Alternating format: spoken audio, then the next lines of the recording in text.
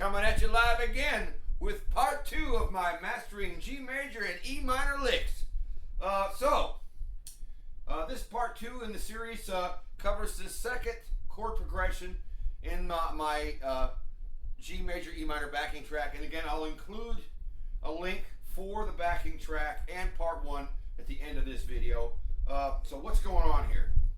First off, I'm playing up here in where the home scale for E pentatonic minor and G pentatonic major is. Way up here at 12th fret.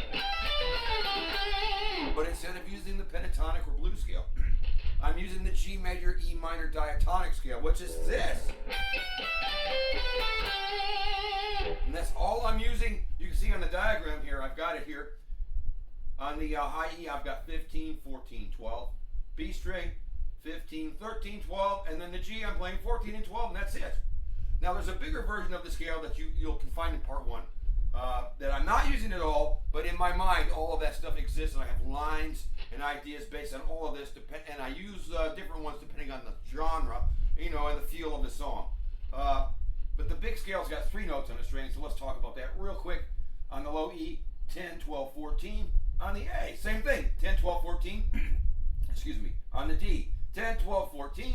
The G, 11, 12, 14. And the B, 12, 13, 15, followed by the high E, 12, 14, 15.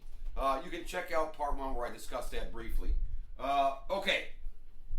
Now the chord progression here, I've got 2 measures of E minor, 2 measures of A minor, a measure of C, and then the final 2 measures I have B minor resolving to D. Here's what's going on. All these lines are based on 1/8 notes, 2 notes on a beat, okay? Simple stuff. When you're just trying to learn how to play lead guitar, you don't want to go overboard and do a bunch of shreddy stuff. If you can't master this, you've got to have this under your belt first. So there's 2 notes on a beat. And what's different than my 4 essential licks and everything tied to that is this. Each lick starts on a chord tone of the chord underneath and ends on a chord tone of the chord underneath. That gives you a real strong line that ties into the chord. I mean, that's the best way to do it. So, without further ado, the lick for the E minor chord is this. Well, what did I do? Bottom string I played 12. B string I played 15, 13, 12. Then I went up to the G and played 14. Then I played B string 12 and 13. Then I bent 15. And that final note, when you bend it, is an E. So I started on a chord tone and ended on a chord tone. Fits the chord like a glove. All right. The next lick, I actually stole it from part 1. The lick I used for the D chord works for the A minor. The starting note is an A note, which is the chord tone for A. It's 14 on the G. Let me play the lick. So what is that? Well, I started on the 14th fret of G. Then I went to the B string and played 12 and 13. Back up to the G, played 14. Then back down to the B and I played 12, 13, and 15. And ended up on the G, 14. 1 and 2 and 3 and 4 and 1, 2, 3. See what's going on? There's that one. The C. Guess what? Started it on a C note.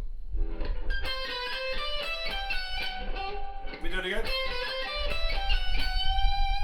That's pretty. That's a half step bend at the end. Let me discuss it. What did I do? Started on the C. B string 13. I played this. 13. Oh, 13, 12, 13, 15 on the B. Then I went to the E string and I played 12, 15, 14. Then I moved my fingers back so that my ring finger is on 14 on the high E, with my middle finger behind it to do a half step bend. So 14, bend it up to a G. Like that. Last one. B minor going to D. Well, I started on a chord tone of B, which is the B note. And so I'm on 12 on the B string, and I think I ascended. 12, 13, 15. Yep. Then I went to the high E string and played 12. Then 15. then 14, 12 again, and then I bent 15, and that becomes an A note, which is the chord tone of D. So let's see. Yeah, that's it. 1 and 2 and 3 and 4 and 1, 2, 3, 4. There you go. So learn them. Now let me turn the track on, and this section repeats twice. I will attempt to do it twice. Hopefully I remember what I was doing.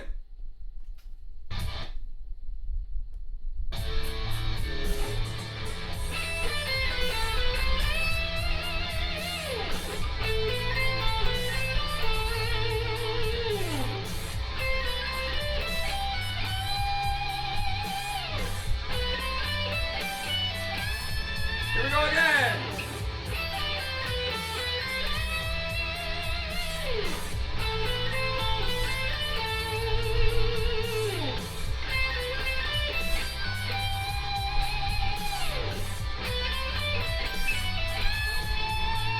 There we go.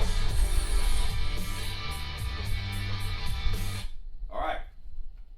So yeah, the best way to learn how to use the G major / E minor scale, or any major or minor scale, over a chord progression is to slow things down, learn some simple lines, either of your own or steal these. And again, we're using chord tones to start the line and a chord tone to end the line. Let it breathe in between, and don't clutter it all up. You don't want to do too much of that right now. Just keep it simple and get a handle on it, and before you know it, you'll be able to play over top of anything, any chord progression, and sound like you know what you're doing. All right. So it's me, the Rock Doctor. I love you. Don't forget to like, share, subscribe. Leave me a comment. Say something. That'll be nice. I'll probably say something back. Just don't be too rude, okay? You know. And so yeah, I'm done. So it's me, the Rock Doctor, signing off.